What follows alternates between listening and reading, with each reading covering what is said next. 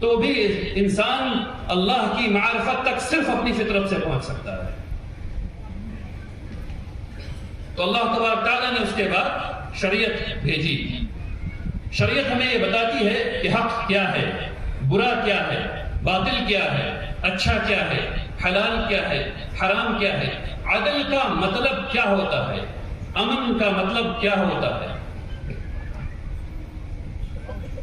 یہ ہے وہ فکر جو مسلمانوں کی فکر ہے. اب اس کو اس طرح سمجھیے کہ اللہ تبارک تعالیٰ نے اس پوری دنیا میں انسانوں کی خلافت دی تاکہ انسان عدل، انصاف، امن کے ساتھ رہ کر کے اللہ کی رضا حاصل کر سکیں. کچھ انسان اپنا راستہ بھٹک گئے تو اللہ تبارک تعالیٰ نے ایک شریعت اتاری، پھر بھٹک گئے تو اللہ نے دوسری شریعت اتاری، پھر تیسری، پھر چوتھی، یہاں تک کہ محمد رسول اللہ صلی اللہ علیہ وسلم پر قرآن نازل کیا اور یہ آخری شریعت اللہ تبارک تعالیٰ نے بھیجی.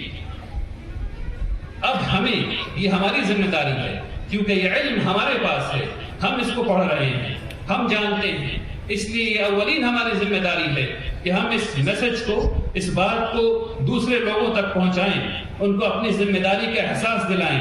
صرف مسلمان ہی نہیں، غیر مسلموں تک اس میسج کو پہنچائیں اور ان کو ان کی ذمہ داری کا احساس دلائیں. یہ صرف مسلمانوں کے کاندھوں پر نہیں کہ وہ امن، عدل، انصاف پیدا کریں دنیا میں، یہ تمام لوگوں کی ذمہ داری ہے، لیکن یہ بتانا ہماری ذمہ داری ہے. کچھ دنوں سے ہندوستان میں سویلائزیشنل گفتگو چھڑی ہے. سویلائزیشن اکثر پیدا ہوتی ہیں، ختم ہو جایا کرتی ہیں. لوکل سویلائزیشن جیسے انڈس ویلی، ہرپا سویلائزیشن جو ایک جگہ پہ پیدا ہوئی، پروان چڑھی اور ختم ہو گئی. کچھ سویلائزیشن جو ہیں وہ ٹرانزیشن میں ہوتی ہیں. کچھ لوگ سینٹرل ایشیا سے چلے نارتھ انڈیا میں آ کر کے بسے، نارتھ انڈیا کے لوگ ساؤتھ انڈیا چلے گئے اور ٹھیک اسی طریقے سے یہ سفر لوگوں کا جاری رہتا ہے، کچھ یہاں، کچھ وہاں، کچھ وہاں، کچھ وہاں. یہ سویلائزیشن ٹرانزیشن میں رہا کرتی ہے. اور کچھ سویلائزیشن گلوبل ہوتی ہے. اسلام اس گلوبل سویلائزیشن کا نام ہے. اللہ تبارک تعالیٰ نے پوری دنیا بنائی اور اس پوری دنیا کو انسانوں کے حوالے کر دیا، مسلمانوں کے حوالے کر دیا. اس لیے یہ پوری زمین ہماری ہے، پوری زمین ہماری ہے، مغرب سے لے کے مشرق تک، نارتھ پول سے لے کے ساؤتھ پول تک. جہاں بھی ہمیں اللہ کی عبادت کرنے کا موقع ملے گا ہم جائیں گے. جہاں بھی ہمیں اللہ کی عبادت کرنے کا موقع ملے گا، آسانی ہوگی، ہم جائیں گے. کیوں؟ کیونکہ اللہ تبارک تعالیٰ نے اس پوری زمین اور پوری کائنات جو بنائی، اس کو انسانوں کتابیں کر دیا. اور چونکہ ہمارے پاس یہ فہم ہے، ہمارے پاس یہ سمجھ ہے، اس لیے ایسا ہوگا.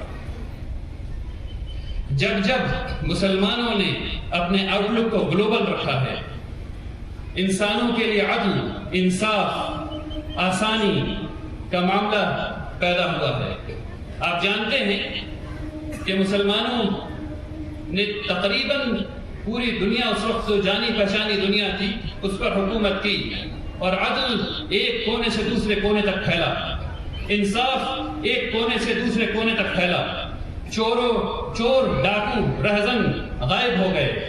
یہ اسلام کا عروج ہے. آپ جانتے ہیں کہ جب مسلمانوں نے دوسروں کے لیے فائدہ مند مسلمان جب بھی بنے، جب بھی مسلمانوں نے دوسروں کی خدمت کی، تب ایسی چیزیں نمودار ہوئی جو اس سے پہلے کبھی نہیں ہوئی تھی. جب مسلمان سوچتے ہیں گلوبلی تو الجبرا نکلتا ہے. جب مسلمان سوچتے ہیں گلوبلی تو لاگرتھم نکلتا ہے جس پہ تمام کمپیوٹر چلتا ہے. جب مسلمان سوچتے ہیں گلوبلی تو پرنسپلز آف لائٹ، آپٹکس نکلتی ہے، کیمرہ نکلتا ہے، اسکیلپل نکلتا ہے. یعنی سرجری کے وہ انسٹرومنٹ جو آج تک آئے ہیں دنیا میں، جیسے کہ اسکیلپل ہے، وہ چھری جس سے کہ سرجری کی جاتی ہے، جیسے کہ ہڈی کاٹنے والا آلہ ہے، جیسے کہ سرنج ہے. یہ تمام چیزیں مسلمانوں نے ایجاد کی اور فہرست بڑی لمبی ہے. میں کئی چیزوں کو گنا سکتا ہوں. مثلا مدینے کو، یعنی سٹی کو ڈیزائن کیسے کیا جائے گا؟ پورے شہر میں ہوا کا رخ کیسے ہوگا؟ یہ مسلمانوں نے 800 سال پہلے کر لیا کہ ہوا کا رخ کو دیکھ کر کے شہر کی بنیاد رکھنا، سورج کو دیکھ کر کے کہ سورج یہاں سے اٹھتا ہے اور یہاں سے غروب ہوتا ہے تو ہم شہر ایسے بنائیں کہ ہر گھر میں زیادہ روشنی آئے۔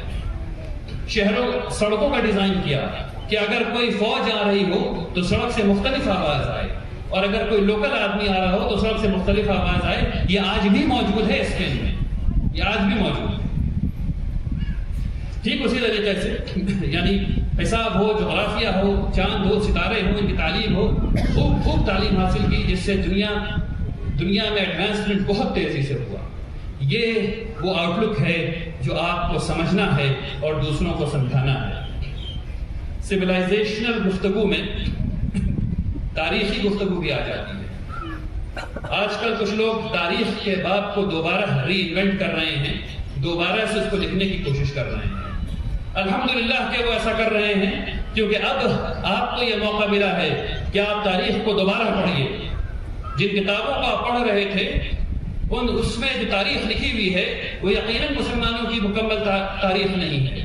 اب آپ کو واپس جانا چاہیے اور تاریخ کو پڑھنا چاہیے تاکہ آپ لوگوں کو حقیقت بتا سکیں کہ ہندوستان میں جب مسلمان آئے تو کیسا عدل آیا۔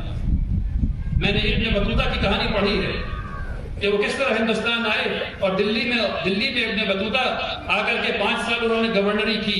اگر آپ ان کی داستان پڑھیں گے تو آپ کو پتا چلے گا کہ اس وقت مغلیہ سلطنت میں کس طرح کا عدل تھا۔ کوئی دن کا ادھر سے ادھر نہیں ہوتا تھا، کوئی معاہدہ غلط نہیں ہوتا تھا۔ یہ ساری چیزیں وہ ہیں جو مسلمانوں نے کی جس سے انسانوں نے فائدہ اٹھایا۔ لوگ تاریخ کو جھوٹ بتلاتے ہیں۔ مغلیہ خلیفہ کے بارے میں یہ کہتے ہیں کہ صرف مسلمانوں کی بات تھی۔ اکثر خلفاء جو ہوئے ہیں ان کے گزرا میں نصرانی بھی رہے ہیں، یہودی بھی رہے ہیں، بلکہ جہاں تک مجھے یاد آتا ہے ایک خلیفہ کے وزیر اعظم یہودی تھے۔ تو یہودیوں سے مسلمانوں کی دشمنی ایجاد ہے اس صدی کی یا پچھلے صدی کی۔ یہ تاریخ میں لکھ کر کے ہم لوگوں کو سمجھا دیا گیا ہے، ایسا ہے نہیں۔ سب سے زیادہ یہودی جو فلرش ہوئے، جو کامیاب ہوئے، وہ خلافت کے دور میں مسلمانوں کی خلافت میں ہوئے۔ ٹھیک اسی طریقے سے ہندوستان میں جب مغلیہ سلطنت آئی تو تمام بڑے عہدوں پر ہمارے ہندو بھائی موجود تھے۔ کون نہیں جانتا اس بات کو؟ اور اس کے باوجود یہ تہمت لگائی جا رہی ہے کہ مسلمان ظالم تھے اور انہوں نے یہ ظلم کیا اور وہ ظلم کیا۔ آج کے وقت کی قدروں سے اگر پرانے وقت کو ناپا جائے گا تو ہمیشہ ظلم دکھے گا۔ آج ہم لوگ زمین کے ٹکڑے کو خریدتے اور بیچتے ہیں، آنے والے